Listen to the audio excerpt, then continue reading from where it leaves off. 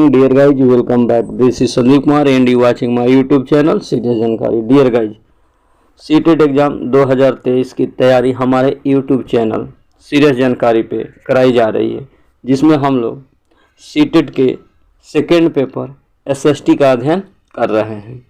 तो चलिए शुरू करते हैं। जैसे BC का मतलब होता है बिफोर क्राइस्ट, ईपू का मतलब होता है ईसा पूर्व, AD हिंदी में ईसवी भी बोलते हैं, और AD का मतलब होता है एनो डोमिनी, और इसका मतलब होता है ईसा मसीह के जन्म के वर्ष। अब है C, इसका मतलब होता है common era, BC before common era, BP before present वर्तमान से पहले।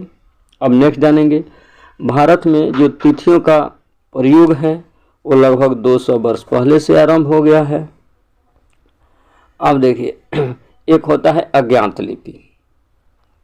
अब अज्ञात लिपि में एक कहानी है जो उत्तरी अफ्रीकी देश मिस्र से मिली है, और इस कहानी के अनुसार लगभग 5000 वर्ष पूर्व यहाँ राजा रानी रहते थे। अब नेक्स्ट टॉपिक जानेंगे, मिस्र के उत्तरी तट पर एक कस्बा है जिसका नाम रोसेड़ा है। यहाँ से ऐसा पत्थर मिला है जिस पर एक ही लेख 3 भिन्न भिन्न भाषाओं तथा लिपियों, यूनानी तथा मिस्री के 2 प्रकारों में है। नेक्स्ट जानेंगे, कारतूस क्या है। तो वैसे विद्वान जो यूनानी भाषा पढ़ सकते थे, उनके अनुसार राजा और रानियों के नाम एक छोटे से फ्रेम में है जिसे हम कारतूस कहते हैं। अब है कुछ टॉपिक, कृषि का आरंभ 8000 वर्ष पूर्व, सिंधु सभ्यता के प्रथम नगर 4700 वर्ष पूर्व, गंगा घाटी के नगर मगध का बड़ा राज्य 2500 वर्ष पूर्व। अब है लगभग 2250 वर्ष पुराना अभिलेख वर्तमान अफगानिस्तान के कंधार से प्राप्त हुआ।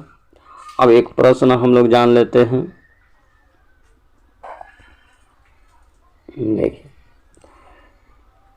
जैसे नर्मदा घाटी, मगध, गारो पहाड़ियाँ, सिंधु तथा इसकी सहायक नदियाँ, गंगा घाटी, पहला बड़ा राज्य, आखेड़ तथा संग्रहण लगभग 2500 वर्ष पूर्व नगर, आरंभिक कृषि प्रथम नगर। तो इसको हम लोग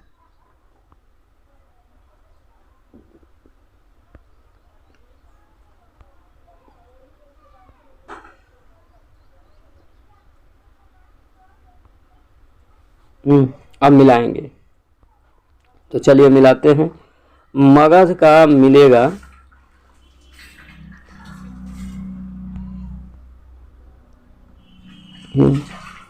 मगध को हम लोग मिला दें एस से, मगध को मिला दें एस से, 1 को मिला दें 20 से, गारो पहाड़ियाँ, इसको हम गारो पहाड़ियों में सबसे पहले कृषि का विकास हुआ था, तो इसको हम डी से मिला दें। सिंधु तथा इसकी सहायक नदियाँ, इसको हम ई से मिला दें, प्रथम यहाँ नगर आए थे। अब गंगा घाटी, इसको हम सी से, लगभग 2500 वर्ष पूर्व की नगर है।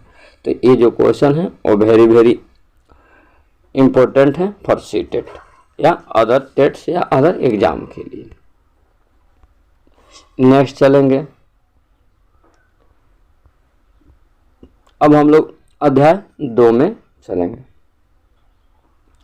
अध्याय 2, आखेट खाद्य संग्रह से भोजन उत्पादन तक। अब इसमें जो महत्वपूर्ण बिंदु हैं इसको हम देखते हैं। लोगों ने मात्र 150 साल पहले रेल से यात्रा करनी शुरू की थी। दूसरा टॉपिक है, आखेटक खाद्य संग्राहक समुदाय के लोग एक जगह से दूसरी जगह पर घूमते रहते थे। अब जो सबसे महत्वपूर्ण है, इस टॉपिक पर आप ध्यान देंगे कि भीमबेटका यह मध्य प्रदेश में है। यहाँ ऐसे गुफाएं व कंदराएं मिली हैं जिसमें लोग बारिश, धूप और हवाओं से राहत के लिए इन गुफाओं में रहते थे। और ये गुफाएं कहाँ हैं? तो नर्मदा घाटी के पास हैं। अब है पुरा स्थल, वह स्थान जहाँ औजार, बर्तन और इमारतों जैसी वस्तुओं के अवशेष मिलते हैं। ऐसी वस्तुओं का निर्माण लोगों ने अपने काम के लिए किया था और बाद में वे उन्हें वहीं छोड़ गए। इस जमीन के ऊपर अंदर कभी कभी समुद्र और नदी के तल में भी पाए जाते हैं। अगला टॉपिक है, आरंभिक काल को पूरा पाषाण काल कहा जाता है। यह दो शब्दों से मिलकर बना है, पूरा यानी प्राचीन और पाषाण यानी पत्थर। नेक्स्ट टॉपिक है, यह नाम पूरा स्थलों से प्राप्त पत्थर के औजारों के महत्व को बताता है। पूरा पाषाण काल 20 लाख साल पहले से 12,000 साल पहले के दौरान माना जाता है। इस काल को 3 भागों में विभाजित किया गया है, आरंभिक, मध्य और उत्तर पाषाण युग। मानव इतिहास की लगभग 99% कहानी इसी काल के दौरान घटित हुई।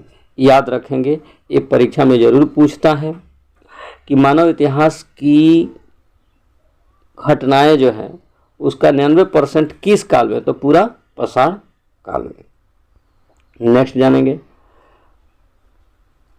मध्य पाषाण युग। जिस काल में हमें पर्यावरणीय बदलाव मिलते हैं उसे मेसोलिथ या मध्य पाषाण युग कहते हैं।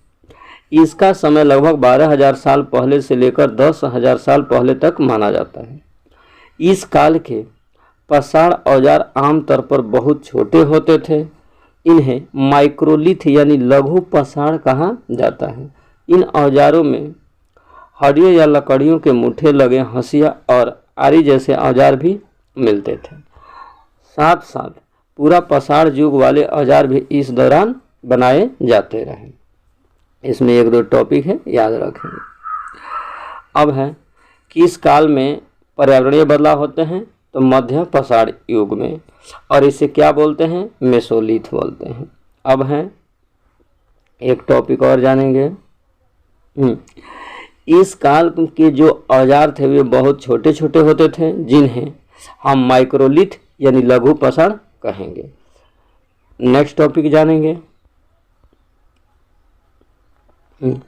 अगले युग की शुरुआत लगभग 10,000 साल पहले से होती है। इसे नव पाषाण युग कहा जाता है। यानी जिस युग की शुरुआत 10,000 साल पहले से होती है इसे नव पाषाण युग कहा जाता है। लगभग 12,000 साल पहले दुनिया की जलवायु में बड़े बदलाव आए और गर्मी बढ़ने लगी। अगर पूछता है कि कितने साल पहले दुनिया के जलवायु में बदलाव आए और गर्मी बढ़ने लगी, तो आंसर होगा 12,000 साल पहले। अब हम चलेंगे, बसने की प्रक्रिया। लोगों द्वारा पौधे उगाने और जानवरों की देखभाल करने को बसने की प्रक्रिया का नाम दिया गया। लोगों द्वारा पौधे उगाने और जानवरों की देखभाल करने को क्या नाम दिया गया है? बसने की प्रक्रिया। लोग उन्हीं पौधों तथा जानवरों का चयन करते हैं जिनके बीमार होने की संभावना सबसे कम हो। जंगली जानवरों की तुलना में पालतू जानवरों के दांत और सींग छोटे होते हैं। टॉपिक को आप विशेष ध्यान देंगे कि जंगली जानवरों की तुलना में पालतू जानवरों के दांत और सींग छोटे होते हैं। बसने की प्रक्रिया पूरी दुनिया में धीरे धीरे चलती रही। यह करीब 12,000 साल पहले शुरू हुई। सबसे प्राचीन फसलों में गेहूं तथा जौ आते हैं। याद रखेंगे, सबसे प्राचीन फसलों में क्या आते हैं? गेहूं तथा जौ। उसी तरह सबसे पहले पालतू बनाए गए जानवरों में कुत्ते के बाद भेड़, बकरी आते हैं। कुत्ता, उसके बाद से भेड़ और बकरी। नेक्स्ट चलेंगे, अनाज। अनाज के उपयोग बीज के रूप में, खाद के रूप में, उपहार के रूप में, भंडारण के लिए। अब आ जाइए, एक जो टॉपिक है जो एग्जाम से रिलेटेड है। ऐसे तो सभी टॉपिक जो हैं वो एग्जाम से रिलेटेड ही हैं, लेकिन कुछ महत्वपूर्ण हैं। जैसे बुर्ज होम, ये कहाँ पे हैं? वर्तमान कश्मीर में। यहाँ के लोग गड्ढे के नीचे घर बनाते थे जिन्हें गर्तवास कहा जाता है। इनमें उतरने के लिए सीढ़ियाँ भी होती थी। नहीं जानेंगे। अब है मेहरगढ़। ईरान जाने वाले सबसे महत्वपूर्ण रास्ते बुलंद दर्रे के पास एक हरा भरा समतल स्थान है। यह वह स्थान है जहाँ स्त्री पुरुष ने सबसे पहले जौ गेहूं उगाना और भेड़ बकरी पालना सीखा। कहाँ सीखा जी? तो मेहरगढ़, याद रखेंगे। अब है यहाँ हिरन तथा सुअर जैसे जंगली जानवरों के और भेड़ बकरियों की हड्डियाँ भी मिली हैं। आप चलेंगे एक जो मस्ट टॉपिक है, मेहरगढ़ में चौकोर तथा आयताकार घरों के अवशेष भी मिले हैं। प्रत्येक घरों में 4 या उससे ज़्यादा कमरे हैं। मेहरगढ़ में एक कब्र में एक मृतक के पास एक बकरी को भी दफनाया गया था, परलोक में भोजन के लिए, खाने के लिए।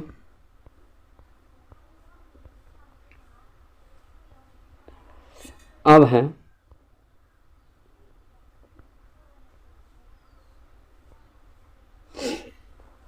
फ्रांस की एक गुफा की खोज लगभग 100 साल पहले 4 विद्यालय छात्रों ने की थी। याद रखेंगे, फ्रांस की एक गुफा की खोज किसने की थी? तो 4 विद्यार्थियों ने, जो स्कूली छात्र थे और 100 साल पहले। गुफा में बने चित्र लगभग 20,000 साल पहले से लेकर 10,000 साल पहले के बीच बताए गए हैं। इनमें जानवरों के चित्र भी हैं, जैसे जंगली घोड़े, गाय, भैंस, गैंडा, रेनडियर, बारहसिंगा और सुअर। इनको गहरे चमकीली रंगों से चित्रित किया गया है। अब है नौपसार युग के सबसे प्रसिद्ध पुरास्थलों में एक है चतालह्यू, तुर्की में है। याद रखेंगे, चतालह्यू कहाँ है? तुर्की में है। यहाँ विभिन्न स्थानों से चीज़ें लाकर उपयोग किया जाता था, जैसे सीरिया से आता था चकमक पत्थर, लाल सागर से कौड़ियाँ, भूमध्य सागर से सीपियाँ। तो गाइड, यह छोटी सी वीडियो आपको कैसी लगी आप कमेंट में ज़रूर बताएं, और आपसे रिक्वेस्ट है कि आप हमारे YouTube चैनल सीरियस जानकारी को अपने दोस्तों के पास शेयर करें जो सीटेट एग्ज़ाम की तैयारी में लगे हुए हैं। और अभी हमारे YouTube चैनल सीरियस जानकारी पे सीटेट एग्ज़ाम की सेकेंड पेपर SST की तैयारी हो रही है, जिसमें अभी हम आपको कंटेंट प्रोवाइड करा रहे हैं। और जैसे जैसे कंटेंट आगे बढ़ते जाएगा वैसे वैसे और भी जो इसका MCQs है, प्रीवियस ईयर हैं, आपको मिलती रहेंगी। तो यह वीडियो आपको कैसी लगी आप कमेंट में ज़रूर बताएंगे। तब तक के लिए धन्यवाद।